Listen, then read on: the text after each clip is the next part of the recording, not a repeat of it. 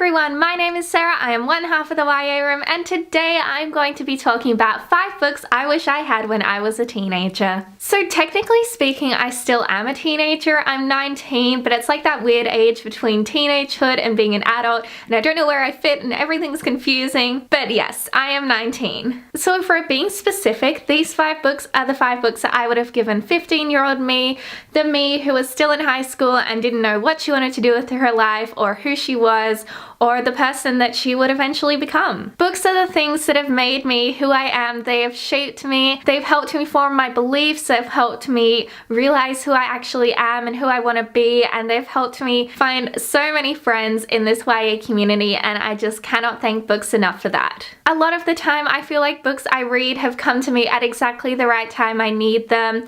I've read so many books that I can't imagine reading at any other point in my life because they hold such a massive significance for that stage. And I feel like if I gave those books to 15-year-old me, she might not have had that same deep emotional connection that I had with them. But for the sake of this video, I have chosen 5 books that I would love to have given past me if I had a time machine or a TARDIS, because I feel like these books would help her realize the person she would become and help her overcome some of the really tough situations in her life. Let's get into that. The first book that I would give 15-year-old me is Begin and Begin, a Love Us YA anthology edited by Danielle Binks. I cannot begin to express how much I adore this book. It is written by some of the most talented Australian YA authors, edited by our YA superstar Danielle Binks, and I just love it to pieces. 15-year-old me was only starting to realize there was a YA community in Australia and was just starting to read books written by local authors. The books that got me into reading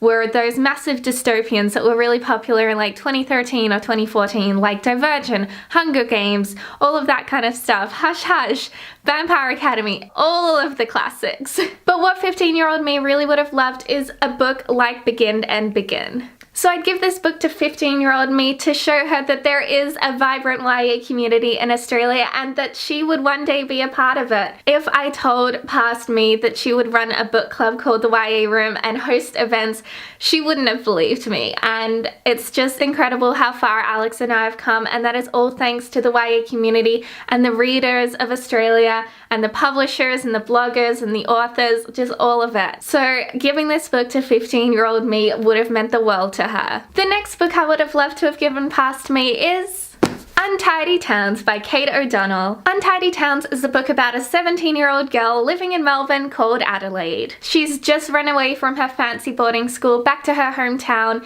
because she doesn't really know what she wants to do with her life. Ultimately, Untidy Towns is a book about uncertainty and not knowing what the future would hold, and I feel like 15-year-old me would have loved to read Untidy Towns because she too was uncertain about what her future would hold. She didn't know which university she wanted to go to, or if she even wanted to go to university. She didn't know what profession she wanted to get into. She knew she loved books, but that was really all. And just if she had the opportunity to read a book like Untidy Towns and recognize that other people felt that same way and that they didn't know what they wanted to do with their lives either, I think that would have taken a lot of the pressure off VCE off of her and made her maybe not stress out about high school as much as she did. Another book I would love to give 15-year-old me is Radio Silence by Alice Oseman. Radio Silence is my favorite book of all time. I know I keep talking about it, but it is just such a phenomenal read, and it's one that I connect to so closely. Radio Silence is a book about a girl named Frances who is a study machine in high school,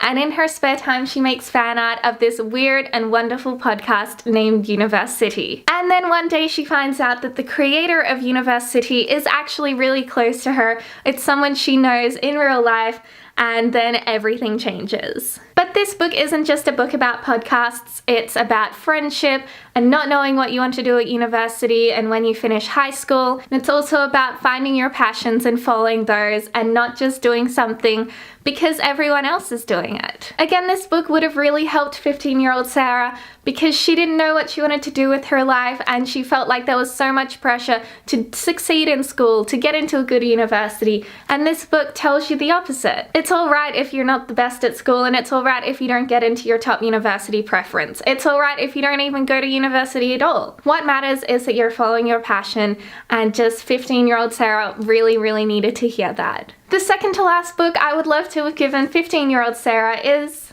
They Both Die at the End by Adam Silvera. Adam Silvera is one of my favorite authors of all time, but his novel They Both Die at the End really struck a chord with me. They Both Die at the End is a speculative fiction novel about what would happen in the world if we all knew what day we would die. So in this fictional world of Rufus and Mateo, there is this thing called Deathcast, when on the day you're going to die, you will get a call saying that you will die in the next 24 hours. But what makes this book one that I would love to give 15-year-old me is that it shows people that you never know when you're gonna die. You could die tomorrow, you could die in the next minute, but it just encourages you to embrace the person you really are and to be that person to the fullest. This book has helped me recognize so many things in my life and what I want to achieve and what would happen if I died tomorrow, and it's just helped me become the person that I truly want to be. If 15-year-old me had this book, it would have changed her life. And finally, the last book that I want to give 15-year-old me is Let's Talk About Love by Claire Kann. Let's Talk About Love is a contemporary novel set in university about this girl named Alice who is a biromantic asexual. Not only is this book one of the cutest contemporaries I've ever read, but it is also the only book where I have seen who I am represented in a character. Like Alice, I am also biromantic asexual, and if 15-year-old me read this book, she would realize that there are people like her out there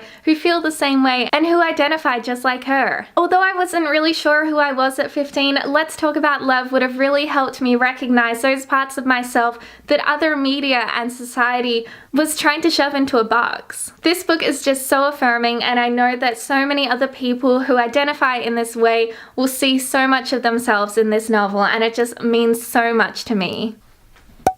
But yeah, these are the 5 books that I would love to have given 15-year-old me. They are some of the best novels I've ever read, and definitely recommend them if you haven't added them to your TBR yet. But yeah, that is it for today's video. I hope you enjoyed it, and if you did, please give me a thumbs up and leave a comment down below. What books would you give 15-year-old you? Have you read any of the books that I've mentioned? I would love to hear your thoughts. See you next time. Bye everyone!